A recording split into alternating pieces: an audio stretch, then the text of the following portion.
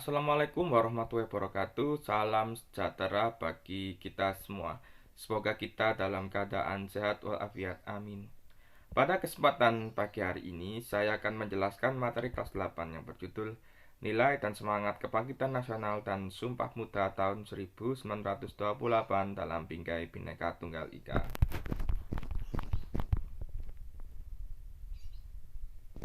Tujuan pembelajaran 1. Bersyukur atas peristiwa nilai dan semangat Sumpah Pemuda tahun 1928 dalam Bingkai Bhinneka Tunggal Ika. 2. Berperilaku patriotik di masyarakat sebagai nilai dan semangat Sumpah Pemuda tahun 1928 dalam Bingkai Bhinneka Tunggal Ika.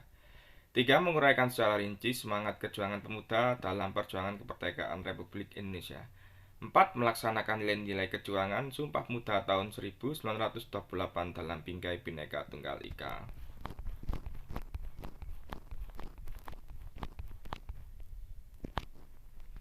B. Memaknai semangat kejuangan pemuda dalam perjuangan kemerdekaan Republik Indonesia.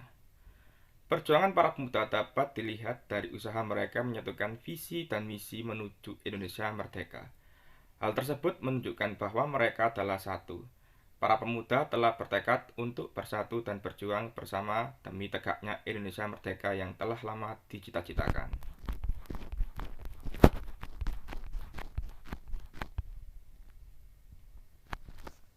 Naskah Sumpah Pemuda memiliki kaitan dengan Bhinneka Tunggal Ika, yaitu disebutkan bahwa para pemuda bersumpah memiliki nusa, bangsa, dan bahasa yang satu, di mana terdapat suatu kesatuan bersama yang tercermin dari Sumpah Pemuda tersebut.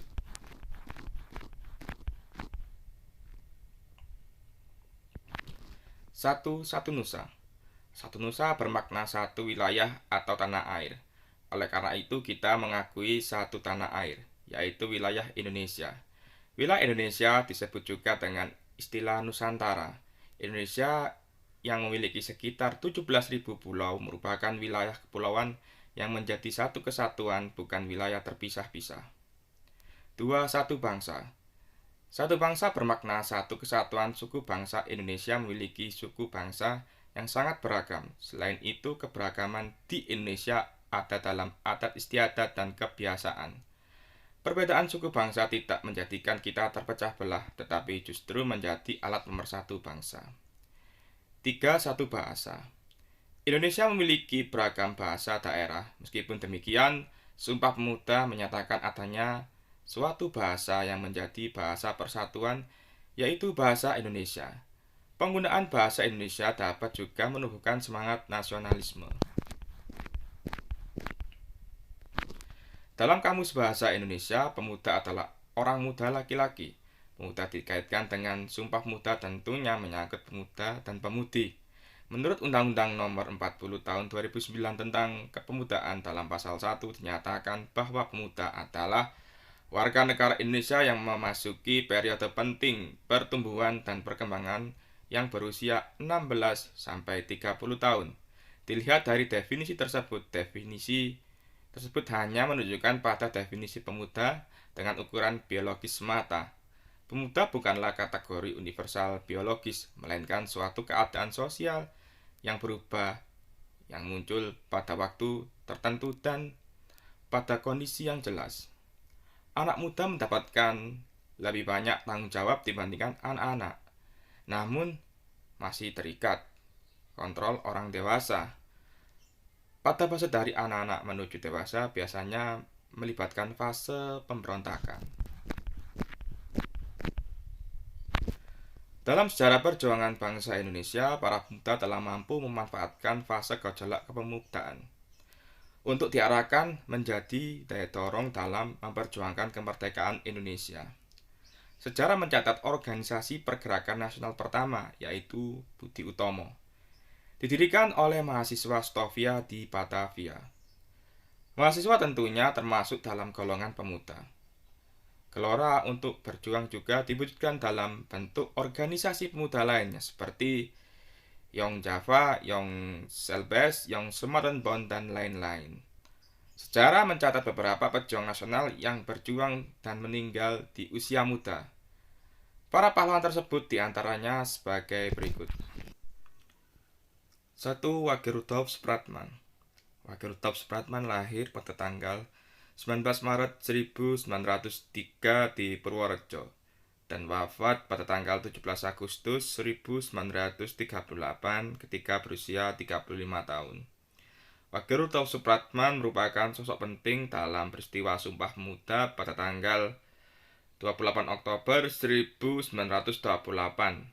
Pada saat penutupan Kongres Pemuda II di Gedung Indonesia Clubhouse, Supratman memperdengarkan lagu ciptaannya berjudul Indonesia Raya melalui gesekan biola.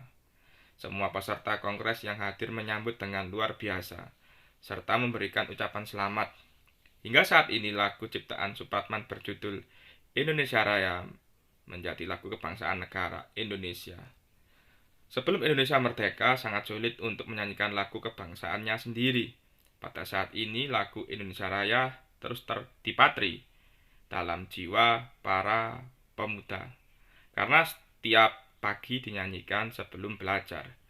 Mudah-mudahan semangat lagu Indonesia Raya dapat membangun jiwa dan badan bangsa Indonesia untuk menuju kehidupan yang lebih baik. 2. Chairil Anwar. Chairil Anwar adalah penyair angkatan 45 yang terkenal dengan puisinya yang berjudul Aku.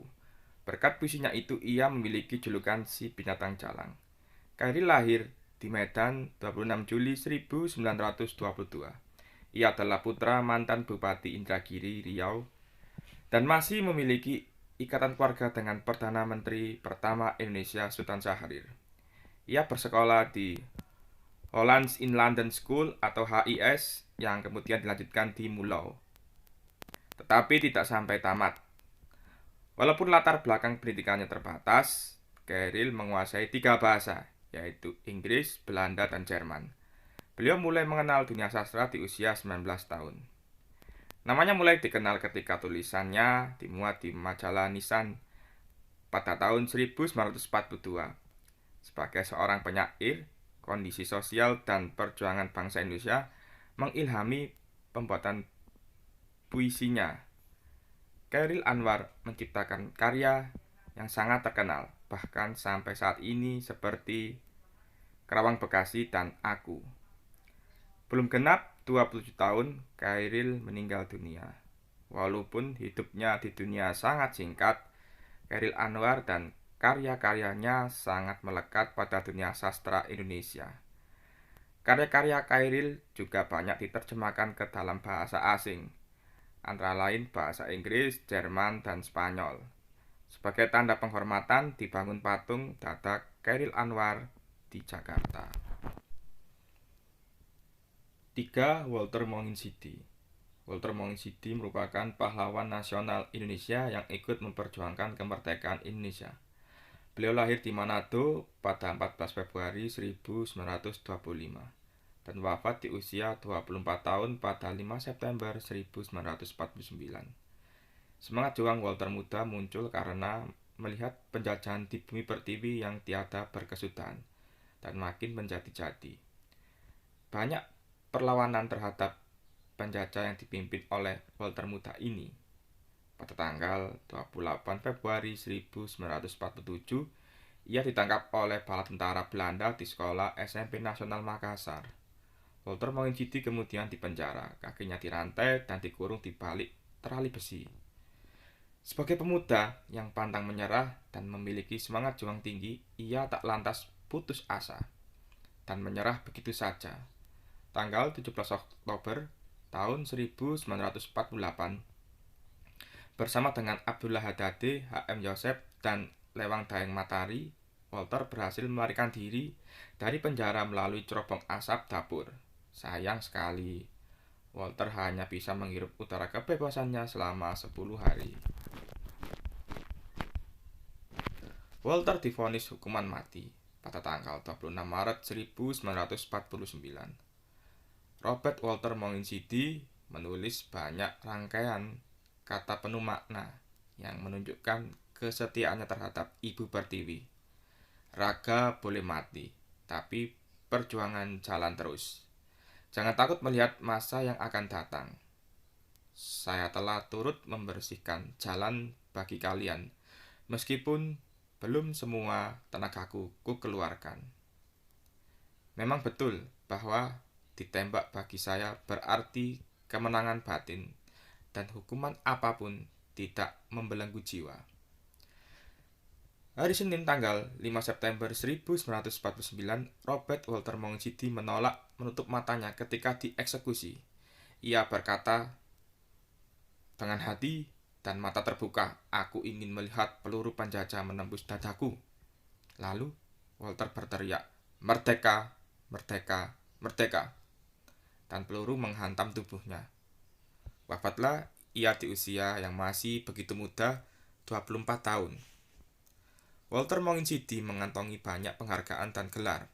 Antara lain, ia dianugerahkan pemerintah Indonesia Bintang Gerilya pada tahun 1958 dan Bintang Mahaputra kelas 3 pada tahun 1960, serta ditetapkan sebagai pahlawan nasional pada tahun 1973.